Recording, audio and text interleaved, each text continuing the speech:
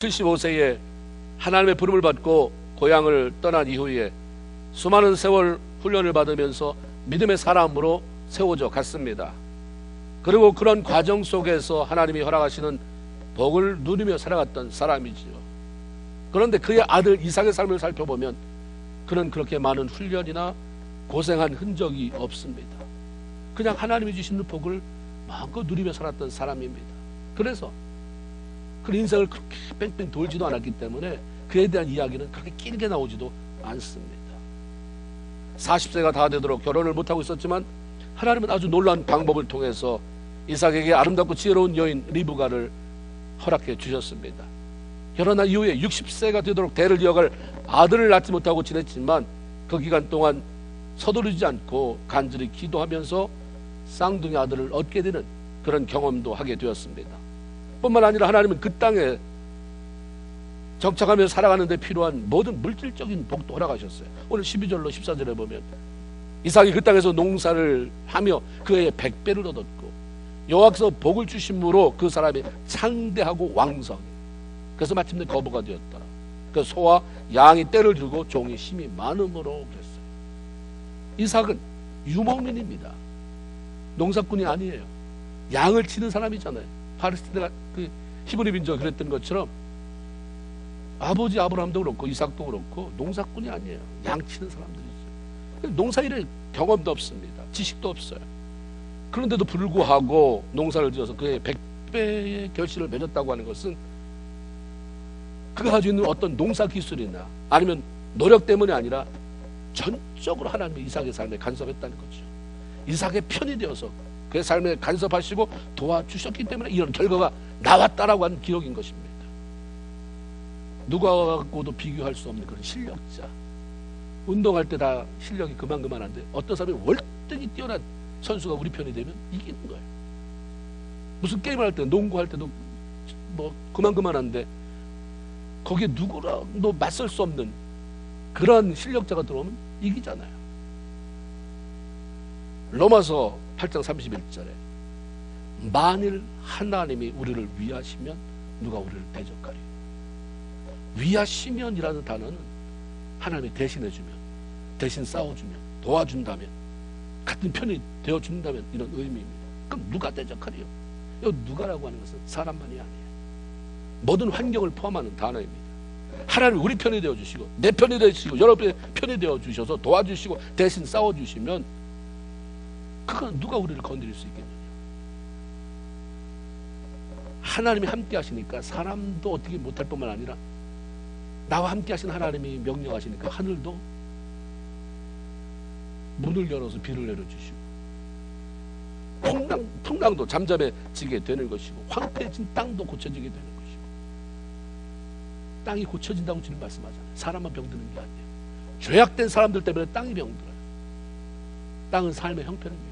그래서 역대기에 내 이름으로 일컫는 내 백성이 그 악한 죄에서 떠나서 스스로 겸비하고 기도하여 내 얼굴을 구하면 내가 하늘에서 듣고 그 죄를 사하고 땅을 고친다. 그 땅이 뭡니까? 우리 삶의 모든 형편이에요.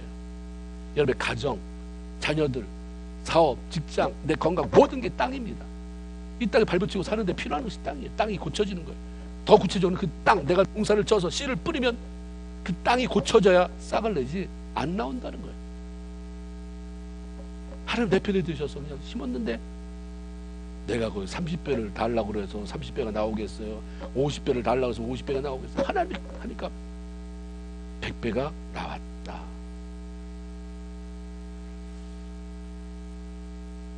그러니 이런 삶이 어떻게 안 될 수가 있겠냐 이거예요. 이상한 사람이 이렇게 위대한 전설적인 인물로 만들려고 하는 게 아니라 네가 이 시대에 이삭이 되라. 이삭이 하나님의 복을 누리며 하나님의 영광을 드러낸 것처럼 이 세대에 네가 이삭이 돼서 내 영광을 이 첨단 과학을 달리는 세대 속에서도 여전히 하나님은 상천하지의 유일한 하나님이시다를 알려줘라라고 하는 말씀인 거죠. 그러면 무슨 이유로 하나님은 이삭 편이 돼서 그를 도우시고 그를 축복하셨나?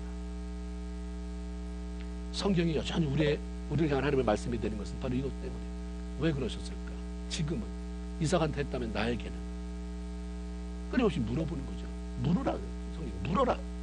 물음이 없으면 대답을 가지고 수가 없어요. 물어봐야 성장이 있는데 안 물어보고 예수 믿으니까, 성경을 모르니까 물어볼 게 없는 것이고, 자기 삶에 대한 관조하지 않으니까 나를 자꾸 하나님 앞에 가까이 가게 만들고 더 깊어지기를 원하는 마음이 없으니까 질문할 것도 없는 거예요. 자꾸 물어야 돼요. 성경을 가지고. 이삭이 이랬는데 나는 왜요? 아브라함이 이랬는데 나는 왜요? 하나님, 뭐가 다른 것입니까? 갖게 만들려면 어떤 부분을 고쳐야 되는데요? 물어봐야 되죠. 하나님 이삭 편이 되고 그를 도와주신 첫 번째 이유는 그가 아브라함의 아들로 태어났기 때문에.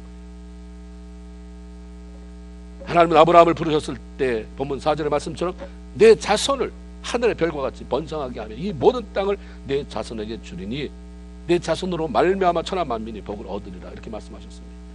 하나님께서 이 땅에 믿음의 혈통을 만드시고 그 감을 통해서 메시아를 보내야 했는데, 예수가 사람으로 오셔야 되니까 사람이 필요할 거 아니에요. 예수를 낳아줄 사람이, 예수를 낳아줄 여인이 필요했어요. 그 여인이 탄생할 혈통을 만들어야 되잖아요. 누군가가 필요한 거예요. 하나님이 아브라함을 뽑았으니까 아브라함이 이제 누군가를 필요했었을 때 하나님이 보시고 아브라함을 찾아가셨어요. 불렀습니다.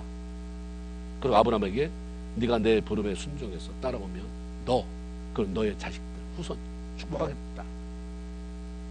아브라함은 뭔지도 모르는데 그냥 하나님의 말씀이니까 그 부르심을 들은 대로 번토 친척 아비 집을 떠나 어디로 가야 하는지 모르는 채 믿음으로 하나님만 의지하고 나갔습니다. 신실하신 하나님은 약속을 지키셨어요. 하나님은 인생이 아니신 후회가 없으시고 인자가 아니신 뭐죠? 그 다음에 실수가 없으십니다.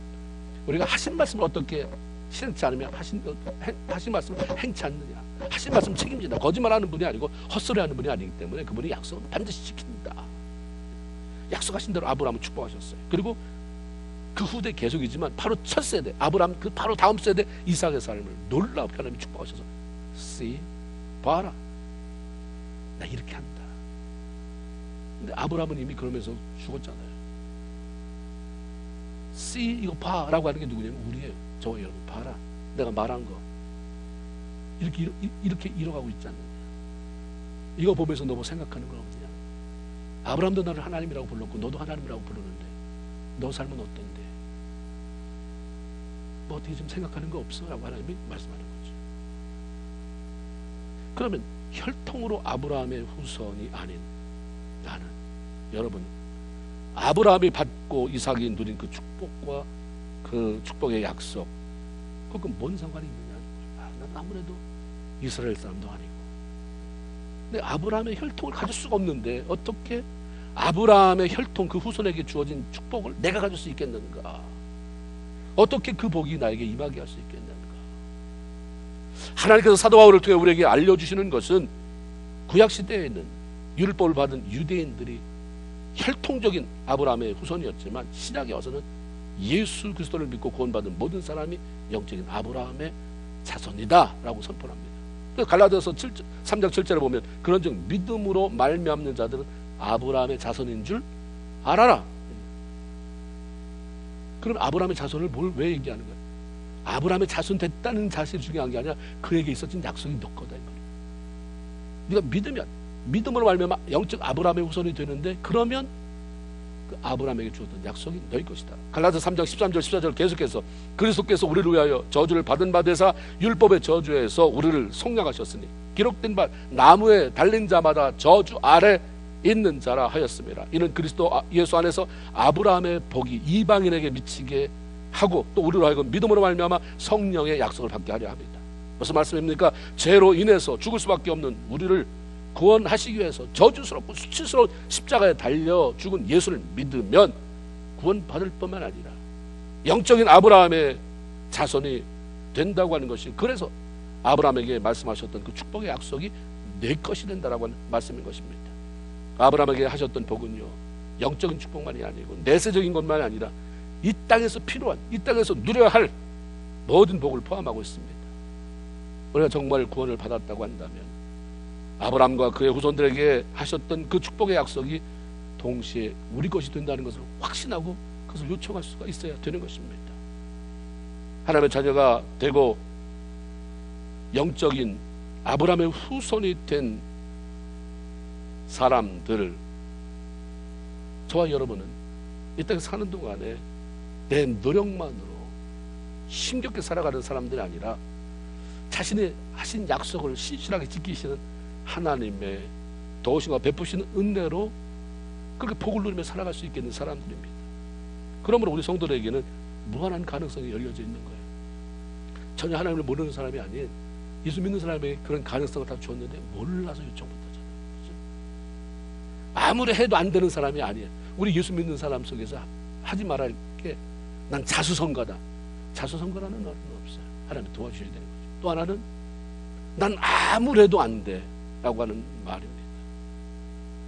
하나님이 그렇게 가능성을 열어놨기 때문에 이 하나님의 약속을 잡고 믿음으로 살아가면 얼마든지 복된 삶을 누릴 수 있는 사람이라고 성경은 말씀합니다. 그래서 하나님의 약속은 얼마든지 그리스도 안에서 뭐가 되나니? 예가 되나니. 하나님의 약속, 아브라함에게 주신 그 축복이 하나님의 약속이라고 했을 때 그게 우리한테 어떻게? 예수 안에서, 예수를 믿음으로 말미암아 그것이 나한테 성취되는 예스가 된다. 그러니까 너희는 뭐해서? 아멘 해라. 하나님, 아 맞다, 그렇게 된다, 아멘 해서 하나님 앞에 영광을 돌려라라고 우리에게 알려주고 있는 것입니다. 하나님의 자녀에 대한 확신을 가지세요. 그리고 그 특권을 마음껏 누리세요. 예수 믿었다 안 되었기에 나온다가 중요한 게 아니라 하나님의 자녀가 됐고 아브라함의 후예가 됐어. 그 축복이 내 것이라고 하는 것. 그래서 이것을 가지고 어떻게 내가 하나님 앞에 영광을 돌릴까, 어떻게 많은 삶을 살릴까, 그러면서 믿음으로 나갈 때 정말 예수 믿기 잘했다, 그 사실을 천국 가서 아니고 여기서도 할 수 있게 되는 거예요. 그 복을 여러분이 누리기를 주님의 이름으로 축원을 드립니다. 두 번째 이유는 이삭이 하나님의 말씀에 절대 순종했기 때문이에요. 하나님께서 아브라함에게 내 자손을 하늘 별처럼 그렇게 번성하게 하며 이 모든 땅을 내 후손에게 주리니 내 자손으로 말미암아 천하 만민이 복을 얻게 된다 하신 말씀, 이게 그대로 아브라함에게 이루어진 것은 그 순종했기 때문이죠. 하나님의 말씀을 듣고 본토 친척 고향 아비 집을 다 떠났잖아요. 이끄시는 대로 아브라함이 순종하며 갔을 때 하나님이 그 하신 약속이 이루어지는 것을 보게 됐습니다. 그래서 하나님이 이걸 또 이삭에게 말하면서 내 아버지에게 내가 이런 약속을 했는데 그거 다 받았다, 그걸 누렸다. 왜 그러냐면 5절에 이는 아브라함이 내 말을 듣고 내 명령과 내 계명과 내 율례와 내 법도를 지켰습니다. 아브라함의 순종이 하나님의 약속의 복을 누리게 만들었다. 내 말, 내 명령, 내 계명, 내 율례, 내 법도, 내 말, 내 명령, 내 계명, 내 율례, 내 법도, 내 자 빼도 괜찮아요. 그냥 그가 하나님의 말, 명령, 계명, 율례, 법도를 다 지켰다 그러는데 하나하나마다 내가 누구냐면 하나, 아브라함이 나 하나님의 말, 아브라함이 나 하나님의 명령, 아브라함이 나 하나님의 계명, 아브라함이 나 하나님의 율례, 아브라함이 내 하나님의 법도를 다 지켰다라고 하는 것은 아브라함이 예외두지 않았다는 거예요. 모든 면에서 하나님이 하고자 하는 대로 쫓아 행했다는 거죠. 내 욕심을 채우기 위해서 하나님을 이용하고 그렇게 살려고 하면 절대 순종할 수 없어요. 그러나 하나님의 영광을 위해 내가 존재하고 그리고 하나님의 영광을 위해서 내 필요가 채워져야 한다는 것을 아는 사람이 말씀에 순종하게 되는 것이고 순종한 즉 그 복을, 약속의 복을 누리게 되는 것입니다. 이삭이 하나님의 약속을 가진 아브라함의 아들로 태어났기에 복을 누릴 수 있었던 것은 분명하지만 그가 자기 아버지 아브라함으로부터 들었던 하나님의 약속의 말씀을 무시해버렸다고 한다면 뭐 그런 게 다 있어요. 아버지한테는 그렇지만 난 그렇게 안 살아요. 그건 하나님이라고 하는 그런 굴레 속에 나 갇히기 싫어요. 그게 어떤 증상입니까? 오늘날 유럽이에요. 자기 부모대가 그렇게 하나님의 축복을 받아서 부강한 나라를 일으키고 자식들로 해서 인류 명문 대학을 다 지어놓고 그렇게 했는데 그 자식들은 뭐 하고 있어요? 하나님 없다를 만들어냈잖아요. 다 하나님 떠나요. 이삭이 그렇게 불순종했다면, 하나님을 무시했다면 약속에도 불구하고 다 날아가 버리는 것입니다. 그렇기 때문에 순종이 굉장히 중요한데요. 이삭은 그냥 순종이에요. 그냥 순종되는 거예요. 넌 바보같이 뭐 노소리도 못하냐? 하나 앞에서는 그냥 바보가 되세요. 그냥 예스, 아멘, 아멘. 하나님의 일은 계산하면 안 돼요. 근데 해보면 돼요. 오른밤 치는 자에게 왼뺨 돌려라. 계산해보세요. 난 죽어도 그러고는 못 산다가 되지만 한번 맞아보면 맞은 이 감각보다 내 안에 그 맞은 것 때문에 주어진 하나님의 성령의 역사가 크기 때문에 왜 내가 맞고도 기쁘지? 내가 왜 맞고도 감사가 생기지? 하나님은 하나님의 일은 해볼 때 되는 거예요. 해볼 때. 안 해보고 뒤에서 매일 말만 해봐야 원망불평하고 비판이나 해봐야 절대로 유업을 못 누립니다. 들어가 봐야 돼요. 하나님의 일은 모든 게 그리스도 안에서 이해가 된다니까 얘만 하는 거예요. 예, 아멘.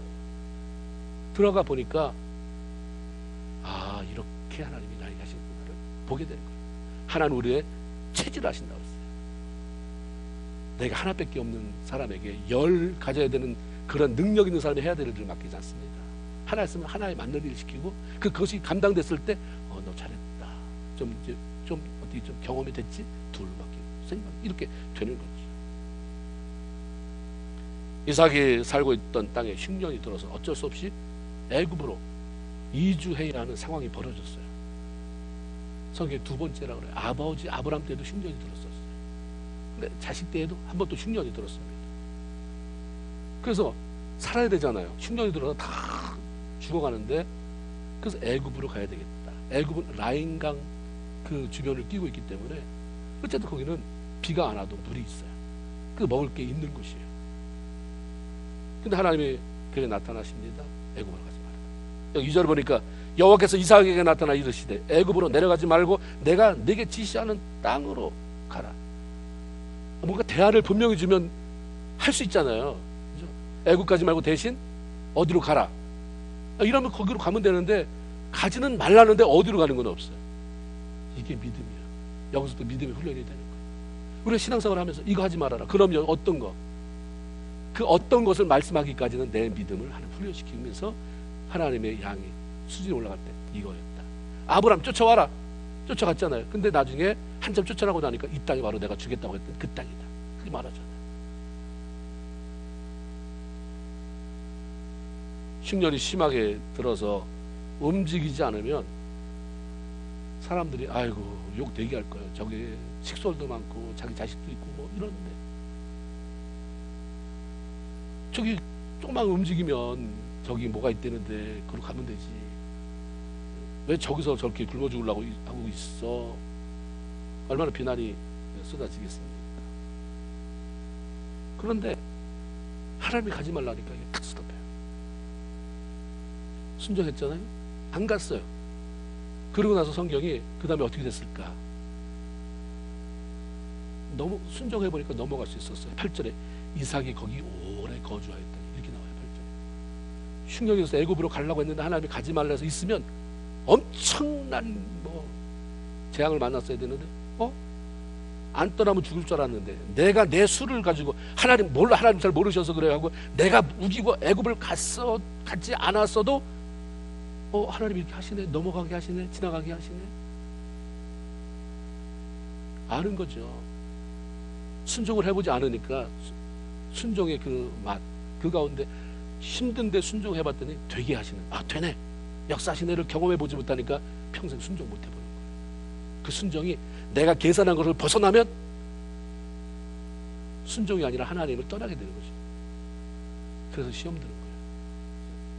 순종해 보면 이렇게 일하시는구나. 하나님은 우리가 기쁘게 살기를 원하지 맨날 문제에 눌려서 그 문제 가지고 맨날 죽을 상 쓰면서 기도하고 이렇게 살기를 원하지 않아요. 그냥 맡겼으면 기쁘게 살아. 좀 이거예요. 내가 너희를 이 땅에 고통과 슬픔 속에 살라고 이렇게 보냈겠느냐. 그냥 맡기고 하나님 하시는 일을 기대하고 순종으로 나가면 하나님 하시는 일을 보게 되는데 예수 믿는다고 다 보느냐. 교회를 그렇게 나오는데 그 경험하고 사는 사람이 얼마나 되느냐. 우리가 스스로 물어봐야 돼요. 순종할 수 없는데 너무너무 갈등인데 애굽으로 가야 되잖아요. 몰라 다른 사람 몰라. 난 이사가 애굽으로 가. 하나님 가지 말라 했는데 몰라. 분명히 가면 여기 다 사람들 남아있는 사람들 다 쫄쫄 굶고 있고 내가 그때 거기서 뭐 돈 좀 모아오면 나를 떠받들걸? 이런 마음으로 당당하게 갈지도 모르겠어요. 그러나 그 결과는 다 처참했어요. 이삭이 머물러 있었어요. 머물러 지내? 왜냐하면 하나님이 공급하셨기 때문에. 풍년 때는 풍년으로 풍년에 맞게 공급하지만 가뭄 때는 가뭄에 맞게 공급하신 줄로 믿습니다. 아멘. 엘리사 때에도 기적이 일어났잖아요. 가뭄이라 다 죽게 됐는데 기름병 하나 남았는데 이거 가지고 어떻게 현명해요? 기름병 하나에 바닥에 기름 한 줌의 곡식가루. 그냥 계속해서 그냥 해라. 믿음으로 나가. 거기 축복하니까 오늘 다 따라서 기름으로 떡 하나 해먹었는데 그 다음날 그만큼 또 남아있고 그 다음 또 남아있고 순종하면 하나님이 역사를 이루시는 것입니다. 우리가 찬양 부르잖아요. 주님 말씀이면, 주님 말씀하시면 내가 나아가리. 주님 말씀하시면 내가 나아가리라. 주님 말씀하시면 그 다음 내가 멈춰서리라. 이렇게 돼야 된다는 걸 부르지 말고 나 그렇게 살고 있습니다 고백이 돼야 돼요. 우리가 어떻게 하냐면 주님 말씀하시면 내가 나아가리라. 주님 말씀하시면 내가 멈춰서리라는데 주님 말씀하셔도 내가 나아가리라. 주님 말씀하셔도 내가 멈춰서리라. 도가 돼버려. 도. 그렇죠? 가지 말아라. 주님 말씀하셔도 내가 계산해보니까 이러면 늘 하나님보다 내가 하고 싶은 대로 더 사는, 그게 믿음 없는 우리의 모습이고 그래서 믿음이 아니잖아요. 사드락과 메삭과 아벳느고가 불 속에 빠지게 됐을 때 반드시 하나님이 날 살려주실 거라는 그 확실한 믿음만 가지고 왔습니까? 아니야. 살려주신다. 그러나 안 살려주신다 해도 나는 하나님을 배반할 수 없다.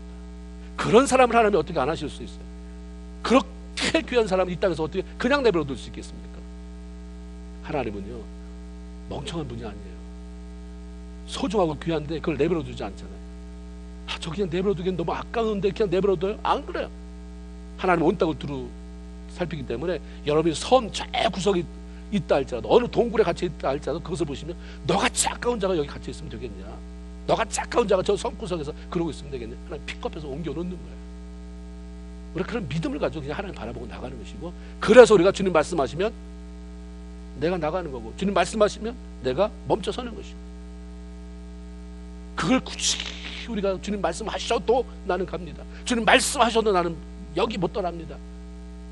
이 자리에 못 내놔요. 그러니까 일이 엉망진창이 되고 결국은 하나님 때문에 내가 피해받다가 되는 것입니다. 하나님이 참 마음에 들었던 사람, 그 사람이 다윗이에요. 다윗을 만나면 참 좋았어요. 왜냐하면 하나님이 하나님 대접을 받으니까. 여러분 누가 좋았습니까? 날만 저 사람만 만나면 날 망신당하고 나를 그렇게 쫑코 주고 이러면 그 사람 만나고 싶겠어요? 다윗이 하나님 만나면 하나님 난 너무 좋아요. 난 하나님 예배하는 게 너무 좋습니다. 하나님 사랑합니다. 얼마나 좋겠어요 하나님이. 그리고 성전을 짓고 싶어하는데 넌 안 된다. 그 마음만 받을게. 넌 전쟁을 너무 많이 해서 피를 흘렸기 때문에 넌 자격이 안 돼. 했는데도 계속 꾸역꾸역 자기 사제 다 털어서 성전에 필요한 자재를 다 구비해 놓잖아요. 왜 그렇게 하냐? 너 못 짓는데. 나는 내가 짓는 게 문제가 아니라 하나님의 성전이 지어지는 게 나의 관심입니다. 그 딴 사람이 져서 영광 다 받아도 it's okay. 나는 그 일에 이렇게 동참할 수 있으면 됩니다. 지금 하나님의 모델을 다 얘기하잖아요. 내가 왜 좋아하는지, 누굴 좋아하는지. 예수 믿는다고 하면서도 그렇게 내가 아니면 안 돼. 그러니까 내가 나를 제한시키니까 하나님 주시고 싶어도 들어갈 틈이 없는 거예요. 벌려놔야 돼요. 자꾸 벌려놔야 돼요. 자꾸 벌려놔야 됩니다.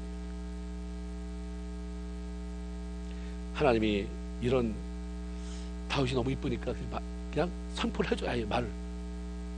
야, 너무 이쁘다. 앞으로 네가 전쟁하면 내가 너와 함께 그 전쟁에 같이 가서 늘 승리 줄 것이고, 이 땅에 존귀한 사람 이름이 참 많이 기록되어지고 그렇게 남겨지지만 나는 그 사람보다 더 존귀한 이름을 너한테 줄 것이다. 내 자손이 너처럼 하나님을 자손이면 네가 죽어도 내 후손 중에서 계속해서 왕이 나와서 이 나라가 견고해질 것이다. 이런 말을 듣고서 살아가는 사람이 얼마나 힘이 생기겠어요. 그러니까 죽을 때도 유언이 뭐냐면, 야, 헛되다. 헛돼. 이랬어요. 역대상 28장 9절을 보면 내 아들 솔로몬아, 죽을 때 한 얘기야. 너는 내 아버지의 하나님을 알고 온전한 마음과 기쁜 뜻으로 그 하나님을 섬기라. 하나님은 말이야 모든 마음을 살피시는 분이야. 너 마음의 의도도 아시는 분이다. 내가 만일 그 하나님을 찾으면 그 하나님도 만나주셔. 내가 만일 그를 버리면 넌 영원히 버림받는다. 하나님에 붙어있어라. 하필 순종을. 이거 남겨줬어요. 하나님께서도 직접 왕이 된 솔로몬에게 찾아오셔서 이렇게 말씀합니다. 열왕기상 9장 4절에 내가 만일 내 아버지 다윗이 행한 것 같이 내가 나를 향해 온전하고 바르게 마음을 갖고 내 앞에서 행하면 내가 네게 명한 대로 온갖 것을 순종하여 나의 법도와 유례를 지키면 이스라엘의 왕에 오를 자가 네 후손 가운데 끊어지지 않게 할 것이다. 이런 약속이 갔어요. 아브라함에게 갔고 아브라함이 이삭에게 들려준 것처럼 다윗이 받은 것을 솔로몬에게도 주었어요. 근데 어떻게 됐어요? 흥했습니까? 망했습니까? 망했어요. 하나님 말씀 무시했기 때문이고요. 솔로몬이 부유해지니까 교만해졌기 때문입니다. 사치가 극에 달했어요. 엄청난 세금을 걷어들였고 하나님께서 도와주신다고 이미 말씀하셨는데도 내가 내 왕국 지키고 싶은 거예요. 다윗은 아무것도 없는 데서부터 시작을 해왔기 때문에 내게 아닌 걸 알았어요.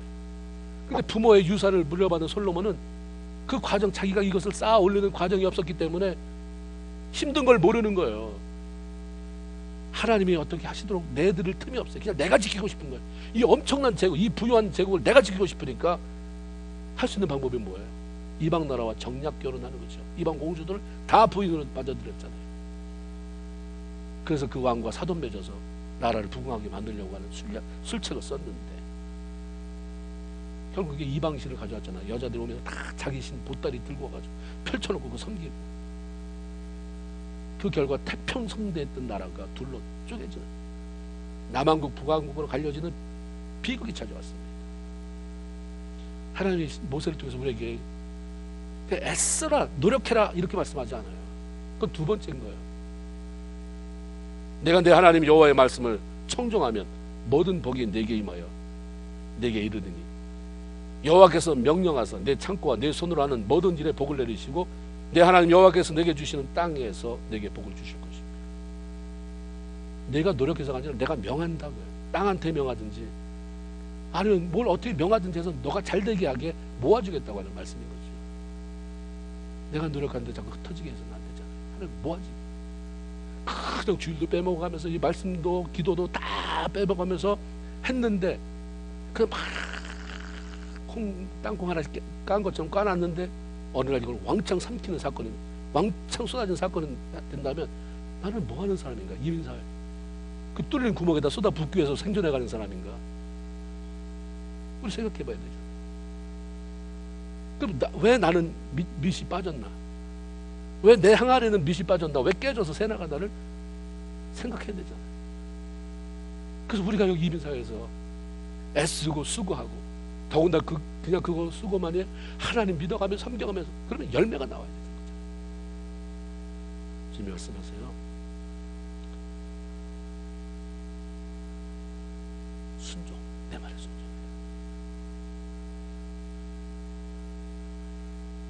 순종이 약속의 복을 누리고 그 복을 유지하게 만들게 하는 비결입니다.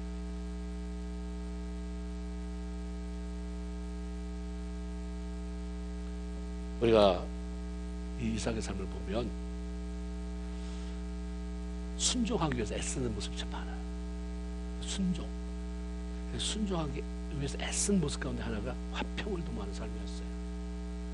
이삭이 하나님께서 베푸시는 복을 꾸준히 받을 수 있었던 이유, 순종. 그리고 또 다른 이유는 그가 다른 사람하고 싸우는 것을 피했어요. 그리고 화평을 도모하며 살아갔기 때문입니다. 싸우지 말아야 돼요. 하나님의 복을 정말 원하면. 그냥 예수 믿는데 난 믿고 그냥 내가 마음 편하다고 믿는다 그러면 자기 마음대로 다 살아도 되지만, 내가 이 땅에 예수 믿는 것, 천국 가는 거 말고 이 땅에 사는 동안에도 하나님이 나와 함께하는 증거를 보기로 원하고 축복을 원하면 싸우지 말아야 됩니다.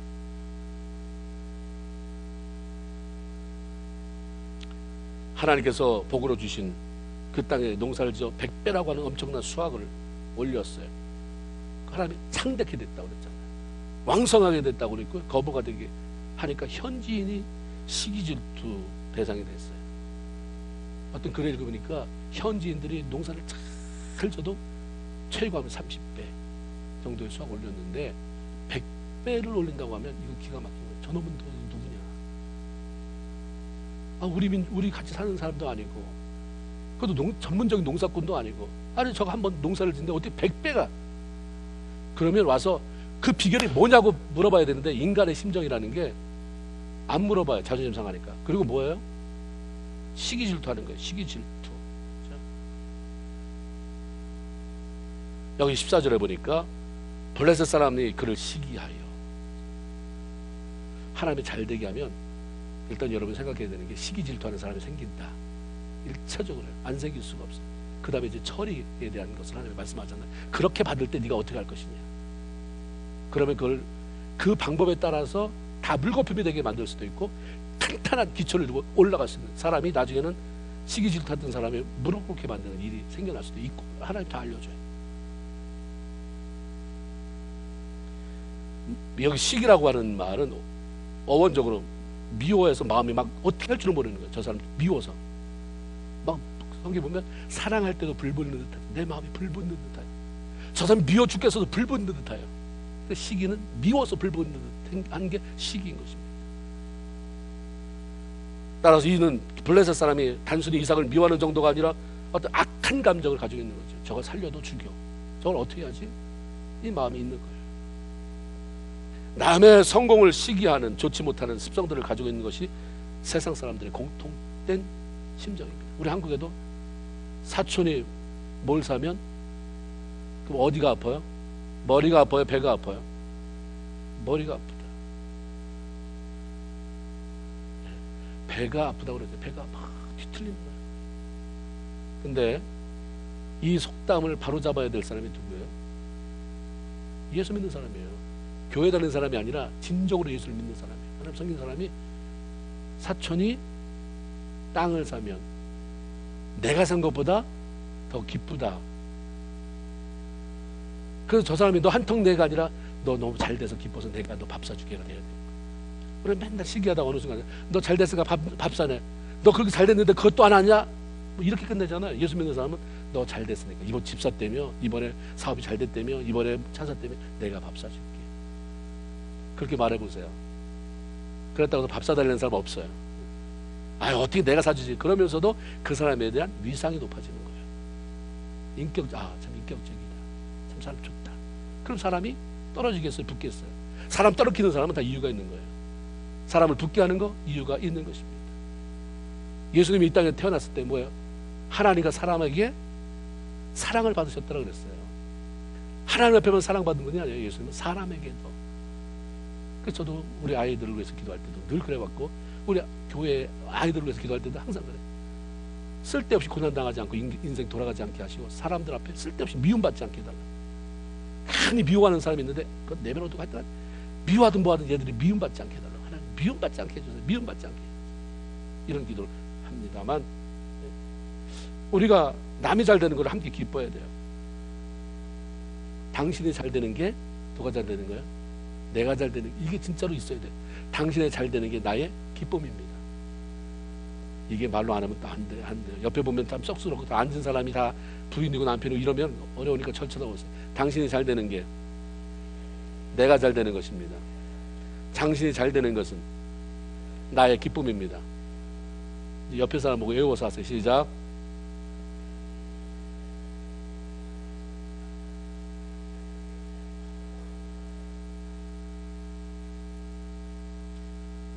여러분, 우리가 교회에 다녀서 신앙생활 한다고 해도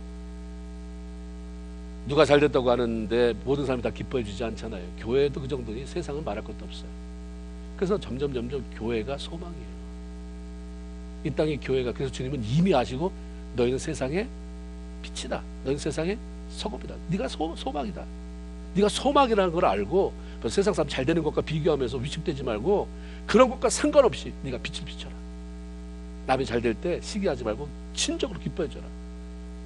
지금 우리에게 그렇게 말씀해 주시는 거죠. 우리가 잘 되면 그때부터는 시기질투 대상이 돼요. 온갖 험한 말의 대상이 되기도 합니다. 하나님이 주시는 복으로 잘 됐다고 해서 모든 사람이 존경하는 건 아니에요. 그러나 믿음의 사람들은 시기, 질투, 다투, 온갖 험한 말에 대해서 절대로 부정적으로 반응하지 않습니다. 오히려 그런 사람들과 어떻게 해서든지 화평을 만들어가는 사람이에요. 내가 잘 될 때 오는 시기 질투는 정말 네가 그 축복을 받을 만한 자격이 있는지 없는지 누군가를 사용해서 하나님이 써서 나를 흔들어 보는 것입니다. 내가 잘 될 때 동일하게 들려오는 소리, 하나님, 내가 정말 이거 제대로 이게 받은 건지, 정말 하나님이 나를 체크해 보는구나, 이걸 잘 받을 만한 자격이 있는지.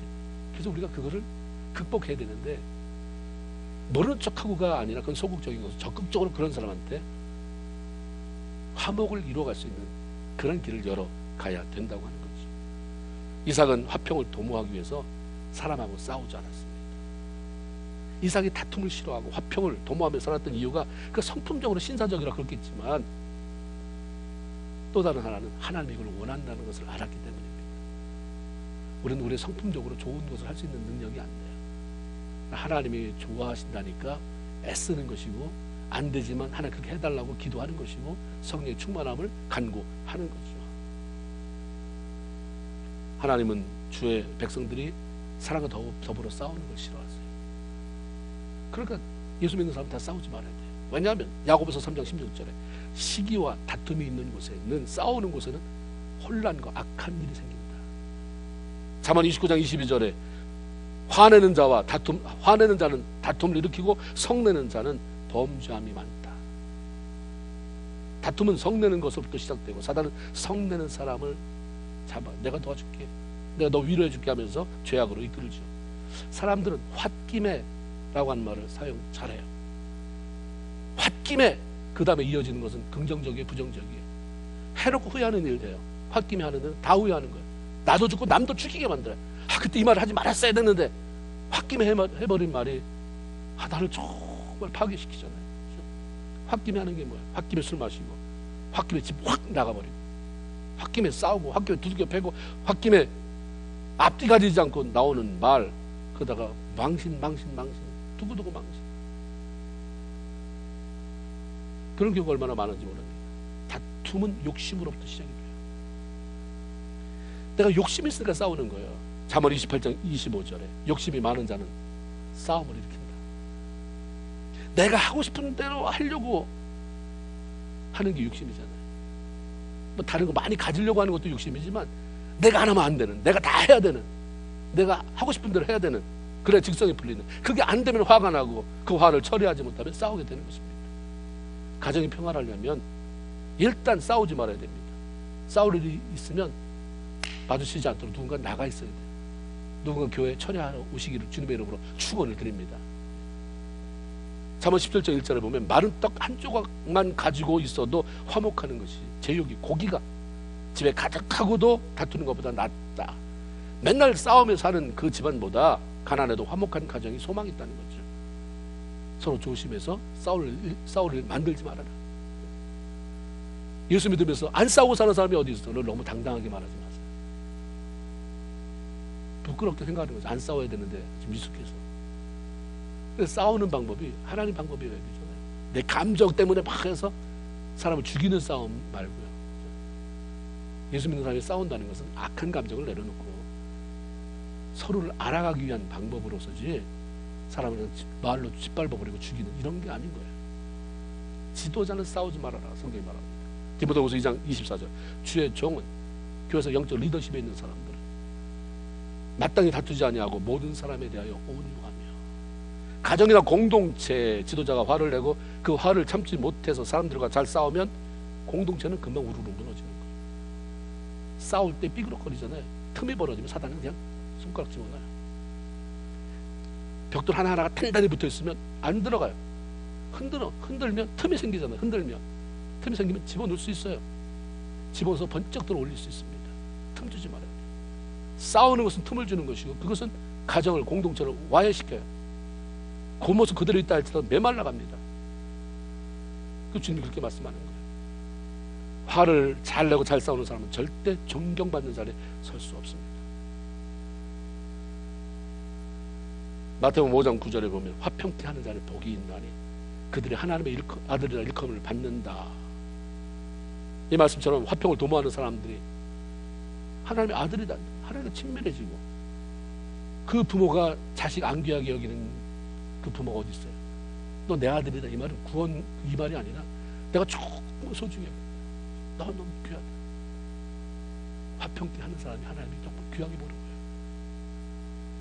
화평케 하려니까 내가 좀 참고 잘했어.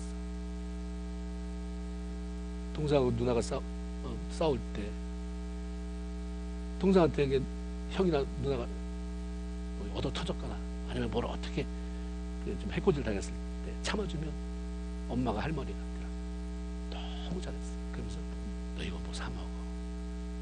너 이거 너 가져. 우리 하나님이 잘 생각해보면 너무 우리 삶 속에서 깨달을 수 있는 그런 방편을 많이 열어놓았어요. 잘했다. 네가 잘 참았다. 나 아까 봤다. 네가 여기서 가슴이 벌렁벌렁하고 욕까지 말이 나왔다고 쏙 들어가는 거 나 봤다. 잘했다. 나 그거 너 밖으로 쏟아낼까 봐 너무너무 조마했는데 너가 꿀꺽 잘생겼다. 지난번에 꿀꺽 삼키면서 네 얼굴에 안색이 변하더니 이번에는 미소까지 짓더라. 많이 발전했네. 너무 예쁘다. 성장해 가는 모습. 이거 굉장히 중요한 거예요. 복이 멀리 있습니까? 작은 것부터 그냥 우리가 하나님이 그걸 좋아하신다니까 해보자. 그렇죠? 온유한 자는 복이 있나니 그들이 땅을 기업으로 받을 것이요.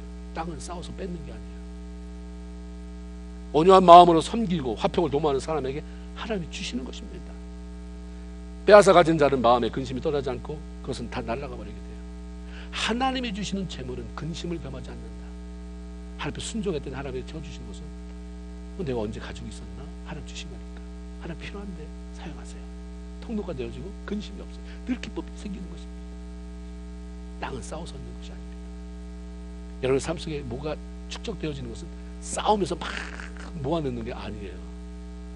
그거는 우리가 온유하게 사람과 다투지 아니하고 다른 사람이 잘 되기를 바라주고 이런 가운데 하나님이 우리에게 주시는 복으로 얻어지는 것입니다. 로마서 12장 18절에 보면 할 수 있거든. 너희로서는 모든 사람과 더불어 화목해라. 피스메이커가 되라. 이렇게 말씀하셨어요. 다른 사람과 싸우지 말아라. 화평을 만들어가라. 사람은 싸움의 대상이 아니라 사랑의 대상입니다. 내가 사랑하는 대상은 없는데 싸울 대상은 많아. 언제 한번 걸리기만 해봐라. 근데 그 다음이 내가 너한테 밥 사줘야지. 언제 한번 나한테 시간만 주기만 해봐. 내가 밥 사줘야지. 이건지 한번 걸리기만 해봐라. 내가 A하고 B인데 선택은 여러분에게 있어요. 하여튼 A는 짜장면 사주고 짬뽕 사주려고 하는 벼름이고, 두 번째는 걸리기만 해봐라. 뭔지는 여러분 각자가 가지고 있는 거 그거예요. 다 털어내야 되죠. 그렇죠? 할 수 있거든. 모든 사람과 화평해. 하나님께서 우리에게 지정해 주신 싸울 대상은 단 하나밖에 없어요.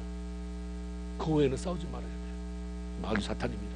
에베소 6장 12절 우리의 씨름은, 우리의 싸움은 혈과 육에 대한 것이 아니요 정사와 권세와 이 어둠의 세상 주관자들과 하늘에 있는 악한 영들에 대함이다. 씨름이라고 하는 것은 레슬링하다, 스트러글한다. 현대인의 성경은 어떻게 이걸 번역해놨냐면, 우리는 사람을 대해서 싸우는 것이 아니라 하늘과 이 세상, 어두운 세상을 지배하고 있는 악한 영들인 마귀들을 대항하여 싸우고 있는 사람들입니다. 사람은 사랑으로 섬기는 것이고 사탄은 싸워서 짓눌러버리는 거예요. 그래서 하나님이 우리에게 내가 너희에게 뱀과 정갈을 밟을 수 있는 능력을 줬다. 그 밟을 수 있는 능력의 발로 사람 짓밟지 말고 사탄 짓밟아라. 그래 일어나라. 네가 닿는 것보다 다 사람을 살려라. 말하지. 사탄과의 싸움에서 이김으로 회복과 승리의 기쁨을 경험하시기를 주님의 이름으로 축원을 드립니다. 특별히 하나만 더 말씀드리자면, 이삭은 다투지 않기 위해서 손해를 감수합니다. 싸움이 끝나게 하는 방법은 내가 양보하는 거예요. 손해를 감수하면 금방 끝나요.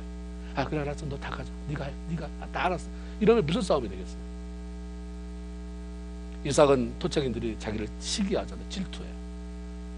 자신의 소유한 우물을 빼앗으려고 할 때 이게 어떤 건데 너 이 사막에서 우물 하나가 이게 얼마나 소중한데 절대로 못 바뀐다. 싸워? 그 싸우자. 이러지 않았어요. 아 그렇게 소중한 우물인데도 이거 내 거야 우리 거야 그러면 그래? 알았어, 너 가져, 떠나. 이러기를 3번씩이나 했어요. 그 당시 우물에 보면, 성경에 보면 우물에 이름이 붙어 있어요. 우물에 이름이 붙어 있다는 것은 무슨 사연이 있기도 하지만 그만큼 소중하다는 거 아니에요. 팔레스틴 그 사회에서, 그 문화에서. 그래서 차지하는 비중이 얼마나 큰지 이름 붙여놨어요. 이름, 어떻다. 그래서 이삭이 그것을 포기하고 그냥 떠날 수 있었던 것은 마음이 뭐 널널해서 기도했지만 하나님을 신뢰함이 컸기 때문에 그래요. 그래서 그냥 손해할 수 있었던 거예요. 야, 저 우물 갖는 게 중요하냐? 우물보다 더 중요한 것은 그 안에서 샘이 솟아나게 하는 게 중요하지. 그러니까 파면 되지 뭐. 왜 뺐냐면 자기들은 샘이 솟아나게 할 자신이 없는 거지. 어디 가서 파야 도대체 샘이 나오는지 모르는데 저건 파면 나오니까. 가서 파면 하나님이 샘의 근원이신 하나님이 이삭과 함께 하니까 물이 터져 나오는 거예요. 뺏은 놈은 어때요? 하나님이 막아버리면 그냥 물러버리는 거지. 그 다음에 말라버리는 거예요. 샘이 말라버리니까 또 쫓아오고 또 쫓아오고. 우리가 어떤 삶을 살 것이냐? 남을 뺏어서 바닥까지 그냥 긁어먹고 버릴 삶이냐? 아니면 샘이 터지게 만드는 그 하나님의 손에 붙잡혀 살아갈 사람이냐? 그게 있으면 마음에 여유가 있으니까 양보가 되는 거예요. 하나님이 하나님 대로 했으니까 저기 가면 필요한 곳은 하나님의 샘을 터뜨려 주시겠지. 과거에 아브라함도 싸우는 일을 막기 위해 자기 조카 롯과 분리됐을 때 그 나이 많은 할아버지가 자기보다 어린 조카, 자기가 다 키워왔던 그 조카에게 그렇게 얘기하잖아요. 야, 너랑 나랑은 골육 친척이다. 하나님이 축복하시는 너도 양떼 많고 나도 양떼 소떼 많고 그걸 키우는 목자들이 싸우는데 이게 덕이 안 된다고. 헤어지자. 넌 너대로 가고 난 나대로 가서 거기서 또 하나님 축복을 누리자. 그럼 뭐라고 말합니까? 네가 먼저 선택해라. 이렇게 얘기해요. 네가 먼저 선택해. 네가 오른쪽 가? 그럼 난 왼쪽 갈게. 네가 동쪽 가? 나 그럼 서쪽 갈게. 하나님은 화목을 도모하기 위해서 기꺼이 손해를 감수하던 아브라함을 축복하셨어요. 안 뺏기려고 그러다 뺏기면 얼마나 비참하겠어요. 근데 뺏기기 전에 주면 기쁨이 있어요. 그것도 내가 힘이 없기 때문에 미리 서둘러서 그렇게 준 게 아니라 하나님이 함께 하신다. 하나님이 하시는 대로 나는 순종하고 있다. 그래서 내가 화목을 해서 준다고 했을 때는 뺏기는 게 아니라 주는 거잖아요. 주고도 마음에 기쁨이 생기는 거예요. 그리고 나서 하나님이 하시는 또 놀라운 그런 경험을 보너스로 우리가 경험하게 되는 거죠. 이런 모습을 보면서 이 이방 땅의 왕, 그 장관들이 와, 뭐가 틀리다를 느낀 거예요. 느끼게 만들어준 사람. 28절 이렇게 말합니다. 여호와께서 너와 함께 계심을 우리가 분명히 보았으므로. 하나님을 본 게 아니라 하나님이 함께하는 이삭을 본 거잖아요. 우리 한두교회 성도가 그렇게 다 돼야 되잖아요. 그죠? 널 보니까 하나님이 함께한다. 너와 함께하는 하나님을 내가 너를 통해서 보았으므로 더 이상 내가 너한테 이제 시기 질투 이런 거, 이런 수치스러운 일 안 하겠다. 이런 치사한 거 안 하겠다. 내가 너 인정하고 존경해. 그러니까 내가 한 가지 소원이 있는데 너 우리 같이 화친을 맺자. 그래서 어려울 때마다 우리 도와주는 거. 우리도 너 침략 더 이상 안 할 테니까 계약 맺자. 이게 진정한 승리예요. 싸우지 않고 피 흐르지 않고 굴복시키고. 그러기 위해서 우리가 손해봐야 되는 거죠. 우리가 감수해야 되는 거잖아요. 내 감정도 누르고 좀 더 하나님 베풀고 우리 하나님의 방법대로 살아서 하나님 막 기뻐하신다. 드디어 내가 원하던 일이 캔사스에서 이루어지고 있구나. 드디어 내가 원하는 방법대로 살아가는 사람들이 캔사스 안디옥 교회에서 이렇게 배출이 되고 있구나. 이 얼마나 이 교회의 영광이에요. 하나님이 얼마나 이 교회를 하늘문을 여시고 축복하시겠습니까? 다툼을 피하고 화목을 만들어가기 위해서 기꺼이 손해를 감수한 이삭을 하나님께서 축복하셨을 뿐만 아니라 존귀한 자리에 세우시고 존경받는 인물이 되게 했어요. 자기 가족들, 자기 뭐 종들이 아니라 하숙들이 아니라 이방 왕이 장관들이 와서 네가 보통 사람이 아닌 거 알았다. 너와 함께 하신 하나님 도왔다. 하나님의 말씀에 순종하고 사람과의 관계에서 화목하는 삶을 살아가면서 주님께서 약속하신 복을 누리고 그런 여러분 때문에 하나님이 어깨가 들썩할 만큼 그렇게 기쁨을 얻는, 하나님의 명예롭게 되는 그런 일들이 많이 생기게 되기를 주님의 이름으로 축원을 드립니다. 아멘. 하나님 고맙습니다. 오늘 복된